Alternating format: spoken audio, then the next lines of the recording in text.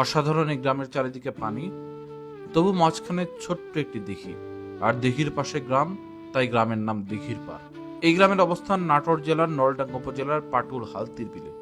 কি অসাধারণ দেখতে এই গ্রাম! চারিদিকে পানি আর পানি, তার মাঝে ভেসে আছে এই গ্রাম। বর্ষাকালে ৫ মাস এই গ্রামের আকার এমনই থাকে। পানি থাকা অবস্থায় গ্রামে যাবার নৌকা ছাড়া অন্য কোনো উপায় নেই। হাওরের সৌন্দর্য দেখার জন্য আমরা সুনামগঞ্জে যাই। হাওরের মাঝে গ্রাম দেখে আমরা পুলকিত হই, অথচ সেই রকম সৌন্দর্য আছে আমাদের খুব কাছেই। চলুন ঘুরে আসি নাটোরের হালতির বিলে।